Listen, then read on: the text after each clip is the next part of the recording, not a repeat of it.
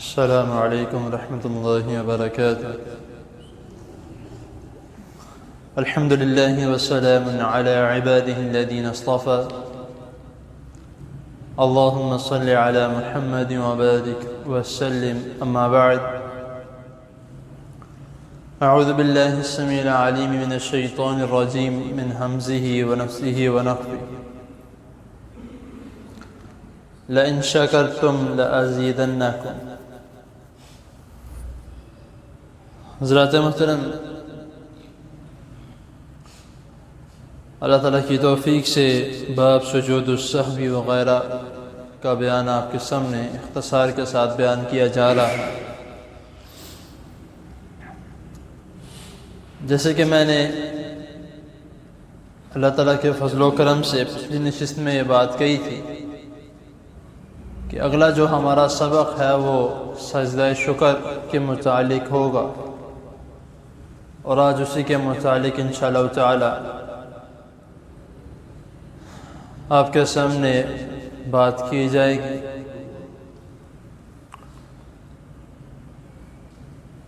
اللہ تعالیٰ کا شکر ادا کرنا یہ ہر بندے پر فرض ہے، کیونکہ اللہ تعالیٰ نے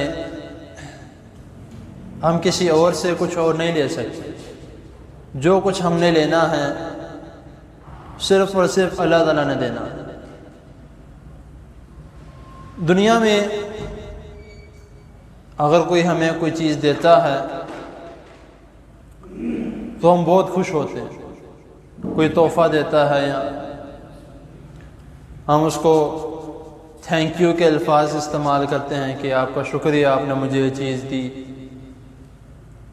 لیکن جو ذات ہمیں اتنا کچھ دیتی ہے، کھانا پینا، یہاں تک کہ ہماری سانس، اگر آپ زندہ ہیں اور آپ کو اگلی سانس آتی ہے تو ہر سانس پہ اللہ تعالیٰ کا شکر ادا کریں کہ اللہ تعالیٰ نے آپ کو موقع دیا ہے کہ آپ ابھی تک اس دنیا میں موجود ہیں، اپنے گناہوں کو بخشوا سکتے ہیں۔ تو اسی طرح کئی مرتبہ لوگ یہ سوال کرتے ہیں کہ حافظ صاحب، اگر انسان کچھ مانگتا ہے اللہ تعالیٰ سے اور وہ اس کو مل جاتا تو اس کے بدلے میں ہم اللہ تعالیٰ کا کس طرح شکر ادا کریں گے؟ اللہ تعالیٰ کا شکر ادا کرنے کے کئی طریقے ہیں۔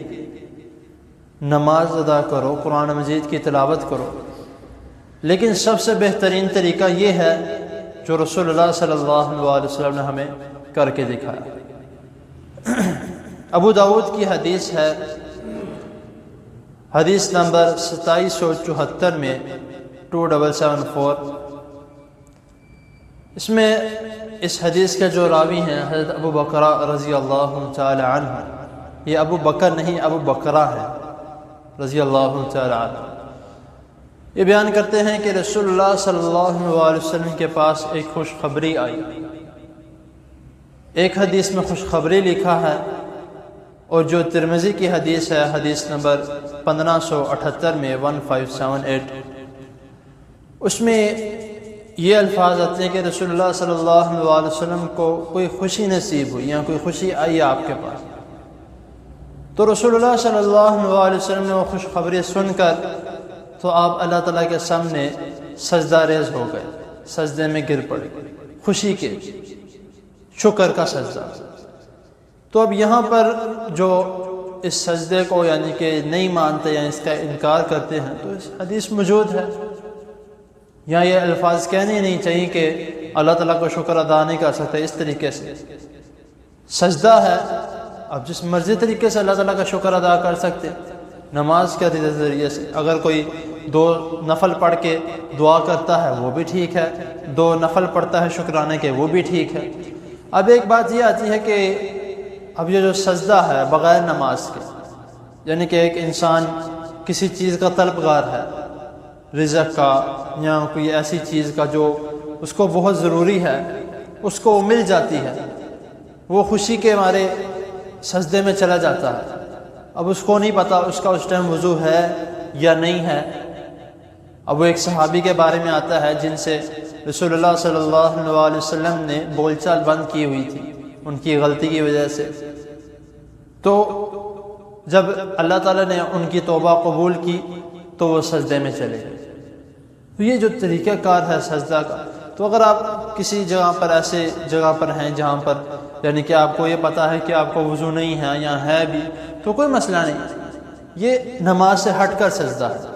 اگر نماز کے بیچ میں سجدہ کرنا تو اس کے لیے وضو لازمی ہے، کیونکہ آپ نے نماز پڑھنی ہے تو نماز کے لیے وضو لازمی ہے۔ اگر آپ نماز سے ہٹ کے سجدہ کر رہے ہیں تو اس کے لیے کوئی وضو نہیں۔ ہاں افضل یہ ہے کہ وضو کر لینا چاہیے، کیونکہ جب اللہ تعالیٰ کے سامنے باوضو ہوں گے، وضو جب ہم کرتے ہیں تو ایک ایک قطرہ وہ انسان کے گناہوں کو مٹا دیتا ہے۔ تو اسی لیے وضو کر کے اگر ہم اللہ تعالیٰ کے سامنے سجدہ ریز ہوتے ہیں، شکرانے کا سجدہ کرتے ہیں، تو انشاءاللہ تعالیٰ وہ شکر ایک ایسا ہوگا کہ اب یہ جو میں نے آپ کے سامنے شروع میں آیت کریمہ تلاوت کی تھی شکر کے متعلق، لَإِن شَكَرْتُمْ لَأَزِيدَنَّكُمْ، اب شکر کرنے کے ہمارے سامنے کیا کیا فائدے ہیں؟